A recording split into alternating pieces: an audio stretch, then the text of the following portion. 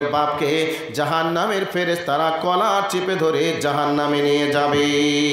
Number 2, মেয়ের বাপ accident করেছে, ব্রেন স্ট্রোক হয়ে গেছে, মারা গেছে, অথবা বিদেশে কাজ করে। এই অবস্থায় মেয়ের ভাই আছে, মেয়ের ভাইটা অভিভাবকের দায়িত্ব পালন করবে। বোনকে বলবে, বোন আজকে তুমি আমার বোন হিসাবে আমি অভিভাবকের দায়িত্ব পালন করছি, খবরদার রাস্তায় যখন চলবে বোরকা পরে চলবে, হিজাব পরে চলবে, কোনো ছেলের সঙ্গে গল্প করতে যেন না দেখে, তোমাকে কোনো দিন যেন সিনেমা দেখতে না দেখি, এরকম করে গাইড করে করে গাইড দিয়ে দিয়ে চলবে, চালাবে। কিন্তু গাইড না দিয়ে এইরকমভাবে বেহায়াপনা করে দুনিয়ায় চলে চলে যদি মারা যায়, ওই মেয়েটা জাহান্নামে যাওয়ার অপরাধে ভাইকেও জাহান্নামে যাওয়া লাগবে। নাম্বার 3, এবার চলে আসুন, মেয়েটার বিবাহ আপনি দিয়ে দিলেন, যে ছেলের সঙ্গে বিবাহ হলো ওই ছেলেটা নামাজও পড়ে না, মেয়েটাও নামাজ পড়ে না, এবার ওই ছেলেটাও নেশা করে, মেয়েটাও নেশা করে, এইরকমভাবে চলতে চলতে মেয়েটা যদি মারা যায়, ছেলেটাও জাহান্নামে যাবে, মেয়েটাও জাহান্নামে যাবে। এবার মনে করে নেন 3 নম্বর হয়ে গেল। 4 নম্বর চলে আসুন। 4 নম্বর হলো মেয়েটার বিবাহ হয়েছে, বিবাহ হওয়ার পরে 2-1টা ছেলে হয়ে গেছে, বা যেভাবেই হোক না কেন এই অবস্থায়, ছেলে থাকা অবস্থায় বাপ মারা গেছে, বাপের অনুপস্থিতিতে ছেলে মেয়েটার অভিভাবক, মায়ের অভিভাবক হলো ছেলে। এই ছেলে থাকা অবস্থায় মেয়ে যদি ছেলে থাকা অবস্থায় মা যদি কোনো অন্যায় করে, মাকে যদি গাইড না দিতে পারে, মা অন্যায় পথে লিপ্ত হয়ে গেলে জাহান্নামের ফেরেশতা ছেলেকেও ছাড়বে না, ছেলেকেও জাহান্নামে যেতে হবে। এবার আপনাদেরকে বলছি, একটা মেয়ের পিছনে 4 জন পুরুষ যদি দায়িত্ব পালন করে, ওই মেয়েটা কি কোনোদিন লাইনচ্যুত হবে এটা আশা করা যায় না। বাপ হিসাবে, ভাই হিসাবে, স্বামী হিসাবে, ছেলে হিসাবে যদি আমরা 4 জন পুরুষ তাদের উপরে গাইডলাইন করি বা দায়িত্ব পালন করি, নিশ্চয় আমরা আমাদের সমাজকে উন্নত জায়গায় নিয়ে যেতে পারবো। কিন্তু আমরা কোনোদিন একবারও চেষ্টা করে দেখেছি? জি না, দেখিনি। আমরা ভাবিওনি যে এভাবে চলবে, আর আমরা বেহায়াদের মতো বেহায়ার সহিত দুনিয়াতে চলতে চাই। ইহুদি খ্রিস্টান অমুসলিম দুনিয়াতে চলছে, আমাদের সমাজে আমাদের মা বোনরা তেমনি চলছে, তেমনি চলবে। আমরা কিন্তু একবারও ভেবেও দেখিনি।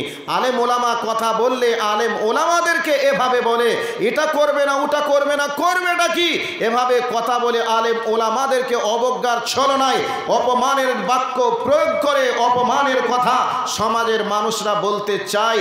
আসলে এভাবে যদি চলে সমাজ যেমন ধ্বংস হবে, আপনি ওই কিয়ামতের মাঠে আসামির কাঠগড়ায় দাঁড় হবেন, আপনার মেয়েও আসামির কাঠগড়ায় দাঁড় হবে। এই জন্য আপনাকে বলছি, আল্লাহ সুবহানাহু ওয়া তাআলা কোরআনুল কারীমে আমাদের যে সমস্ত গাইডলাইন দিয়েছেন, এই গাইডলাইনগুলি আমরা যদি মেনে চলি, নিশ্চয়ই আমাদের সমাজ, আমাদের সংসার সব সুখ ফিরে আসবে। এই দিকে লক্ষ্য রেখে আপনাদেরকে কয়েকটি কথা আমি বললাম। এবার আর একটা জায়গাতে একটু চলে যাই। মা ও বোন, আপনারা এখানে যারা আছেন, আপনারা একটু কান করে শুনবেন। এ পৃথিবীর বুকে অনেক মা, অনেক বোন আমাদেরকে এভাবে বলেন, মাওলানা আপনারা কথাটা বলছেন ঠিক আছে, কিন্তু আমার স্বামী নামাজ পড়ে না, আমার স্বামী নিষাদা দ্রব্য পান করে, এরপরে আমরা কিভাবে তাকে স্বামী রূপে মেনে নিব, কিভাবে আমরা চলব? এ কথা অনেকে বলে। তাদের উত্তরে একটা কথা বলছি।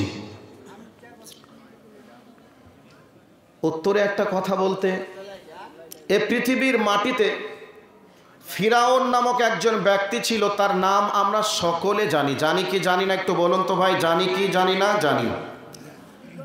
বিষয়টি হলো, খেতে তখনই ভালো লাগবে যখন পেটে ক্ষুধা থাকবে, বক্তার বক্তব্য রাখতে তখনই ভালো থাকবে বা ভালো লাগবে শ্রোতা যখন সামনে থাকবে।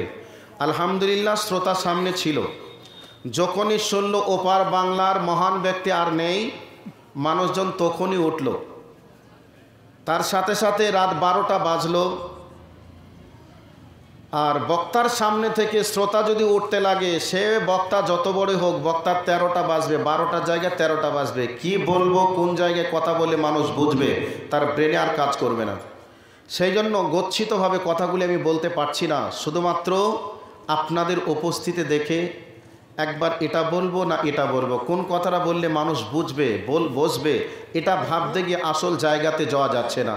তারপরেও যারা আছেন আর একটু ধৈর্যের পরিচয় দিয়ে একটু বসুন, আপনাদেরকে কথা বলছি। তো পৃথিবীর বুকে ফিরাউন নামক একজন ব্যক্তি ছিল, এই ইতিহাস আমরা জানি।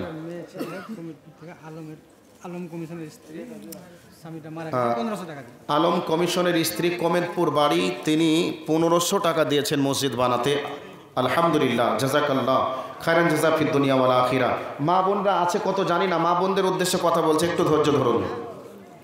কথা হলো এই, ফিরাউন নামক একজন ব্যক্তি ছিল। তো সেই ফিরাউন নিজে দাবি করেছিল, আনা রব্বুকুমুল আ'লা, আমি হলাম বড় রব।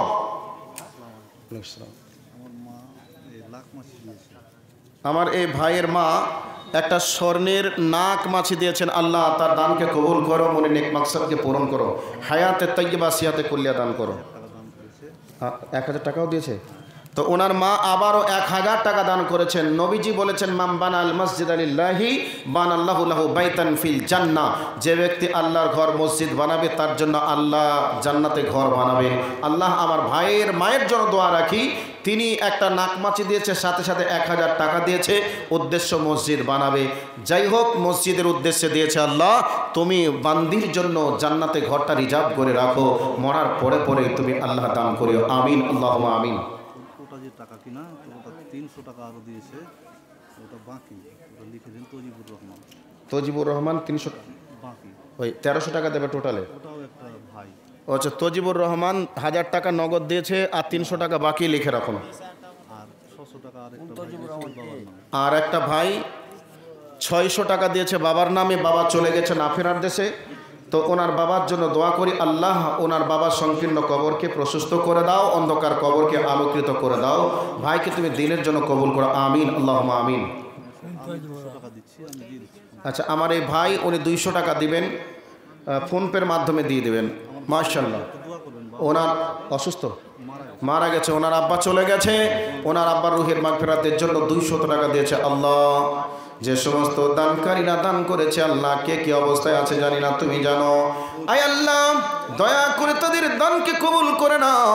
তারপরে পরে যারা চলে গেছে না ফেরার দেশে, সবার কবরের শাস্তিকে তুমি মাফ করে দাও, আমিন আল্লাহুম্মা আমিন। এবার ফিরাউন বলেছিল, আনা রব্বুকুমুল আ'লা, সে দাবি করেছিল আমি হলাম বড় রব। ওই বড় রবের স্ত্রীর নাম হলো হযরতে আসিয়া। আর আসিয়া এত দামি মহিলা, ওই মেয়েটার নামের সঙ্গে নবীয়তির টাইটেল আল্লাহ পাক দান করেছেন। 4টে মেয়েকে দুনিয়াতে নবীয়তি টাইটেল দিয়েছেন, কিন্তু নবীয়তির দায়িত্ব তিনি দেননি। 1 নম্বর তার মধ্যে একটি হলো হযরতে আসিয়া আলাইহিস সালাম। হযরতে আসিয়া আল্লাহর কাছে এত প্রিয় হয়েছিলেন, এত মহান হয়েছিলেন, আল্লাহ রাব্বুল আলামিন তাকে কেন্দ্র করে আল্লাহ সূরা নাহালের মধ্যে, সূরা তাহরিমের মধ্যে একটা আয়াত তিনি দান করেছেন। সেই ফিরাউনের স্ত্রী আসিয়া, ফিরাউন দাবি করেছিল আনা রব্বুকুমুল আ'লা, আমি হলাম বড় রব। মিশরের মানুষ তাকে আল্লাহ বলে সবাই মানে।